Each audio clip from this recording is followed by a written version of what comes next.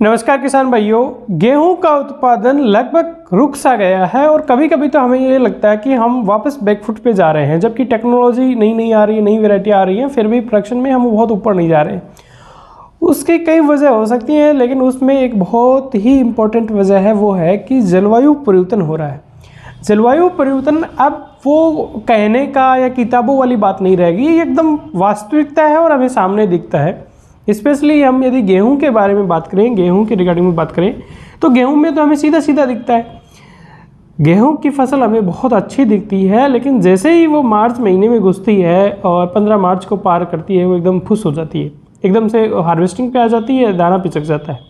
देखिए बॉस, क्या होता है कि जलवायु परिवर्तन का यदि निचोड़ गेहूं के परिप्रेक्ष्य में निकालें तो ये हो रहा है कि जो ठंड वाली ड्यूरेशन है वो कम हो रही है और आपके मार्च के बाद में एकदम से टेम्परेचर बढ़ जाता है। और उस होगा क्या उसमें कि जैसे ही आपके बाली बनेगी, बाली के बाद में यदि टेम्परेचर बढ़ता है तो आपके बाली के अंदर टोटल दानों की संख्या कम हो जाएगी और जो दाने बनेंगी वो भी पिचक जाएंगे।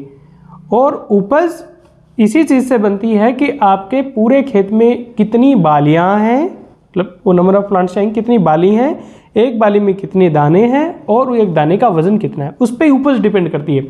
तो दाने ही कम हो गए और उस दानों का वजन ही कम हो गया तो प्रोडक्शन कहाँ से आएगा। और फिर कहीं न कहीं यदि और अर्ली, मतलब आप बहुत लेट बुआई पे जा रहे हो, तो आपके नंबर ऑफ टिलर्स वो ही कम हो जाएंगे तो प्रोडक्शन कहाँ से आएगा।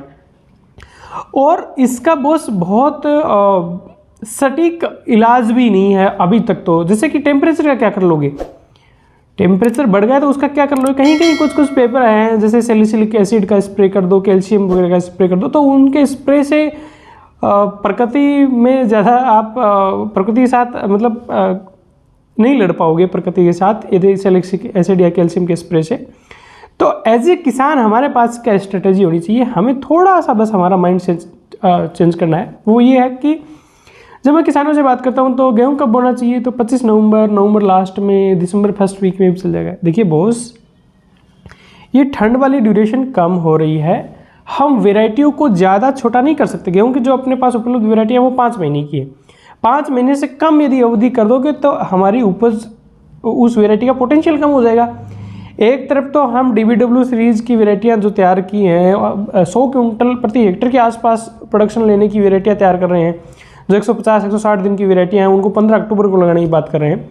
और दूसरी तरफ यदि क्लाइमेट चेंज को देखते हुए लास्ट में टेम्परेचर बढ़ रहा है तो हम कहीं छोटी अवधि की वेराइटी कर दो तो वो बहुत तो सही बात नहीं। 5-1 महीने की वेराइटी ठीक रहेगी, इल्ड विल्ड हमें ठीक मिलती रहेगी। तो वेराइटी छोटी होगी नहीं अभी, और इसके जीन में कुछ चेंजेस करें, ऐसी वेराइटियाँ लाएँ जो हीट को बाद में जो टेम्परेचर बढ़ता है, हीट स्ट्रेस जिसको बोलते हैं, टर्मिनल हीट स्ट्रेस बोलते हैं, यानी जो बाद के एरिया में, मतलब टोटल वीट की ड्यूरेशन, जैसे ये वीट की ड्यूरेशन टोटल, तो इसके लास्ट के टाइम में जो हीट स्ट्रेस होता है उसको टर्मिनल हीट स्ट्रेस बोलते हैं टेक्निकली।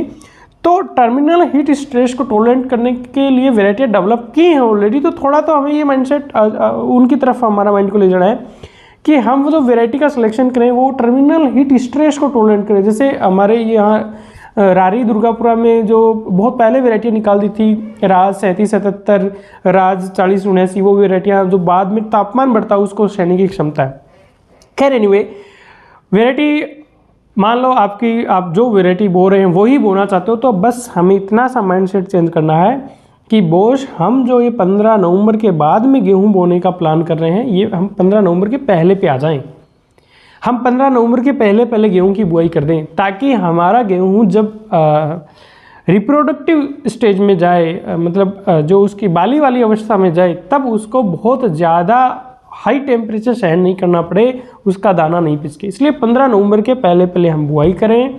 अब काफ़ी एरिया ऐसा है जो नहर से इरिगेटेड होता है, नहर ही नहीं आती है, तो बस ये हम माइंड में बिठाएंगे ना कि भाई मेरे को नवंबर फर्स्ट वीक में बुआई करनी है या अक्टूबर लास्ट वीक में बुआई करनी है, तो ये पॉलिसी मेकर के पास जो नहर का पानी छोड़ते हैं उन लोगों के पास भी ये मैसेज पहुंचेगा कि नहीं भाई, पानी आप अक्टूबर लास्ट वीक में देंगे, नवंबर फर्स्ट वीक में नहर में पानी छोड़ेंगे, तब वो चीज़ हो पाएगी। आइए हमारे पहले हम हमारे माइंडसेट बनाएंगे तब हो पाएगा। दूसरा, यदि हम बहुत लेट हो रहे हैं, नहर का पानी लग रहा है और अपना खेत ठीक ठाक है, तो कई एरिया में करते हैं ड्राई सोइंग, यानी आप सूखे में गेहूं की बुआई कर सकते हो और उसके ऊपर पानी लगा दो। हालांकि ड्राई सोइंग जब करते हैं कि सूखे में बुआई करके पानी लगाते हैं तो उसमें खरपतवारों की समस्या आती है, लेकिन उसमें आप प्री इमरजेंसी वगैरह पे जा सकते हो। लेकिन जैसे जहाँ भारी ज़मीन है वहाँ आपके नहर का पानी आया 15 नवंबर को, आपने 15 नवंबर को प्लेवा किया, अगले 15 दिन में वो टिल्थ पे आएगा, वो तो दिसंबर होगी आपकी बुआई करते करते, उसका बहुत अच्छा प्रोडक्शन बिल्कुल नहीं आ सकता, क्योंकि भाई 5 महीने का तो ठंडा पीरियड चाहिए गेहूं को, वो तो मिलना चाहिए। जब ये टर्मिनल हीट स्ट्रेस वाली बात, आपने लेट बुआई कर दी है गेहूं की और तापमान बढ़ रहा है और यदि पानी की भी आपकी थोड़ी कमी है तो प्रोडक्शन बहुत बुरी तरह से प्रभावित होगा। लेकिन यदि लेट बुआई की है, तापमान बढ़ रहा है लास्ट में और उस टाइम आपके पास पानी है, तो भी ऐसा नहीं कि उसका पानी दे दोगे तो वो उस तापमान का असर नहीं होगा, क्योंकि बॉस उस टाइम में वातावरण के अंदर नमी नहीं होती है। तो आप नीचे ज़मीन में कितना भी पानी डालते रहो, वातावरण में नमी नहीं है तो वो शुष्क हवा चलेगी। तो जो पौधे का जो पानी उड़ेगा, पौधे से जो पानी उड़ेगा और वो जड़ से जितना लेगा, तो दोनों को बैलेंस ही नहीं कर पाएगा।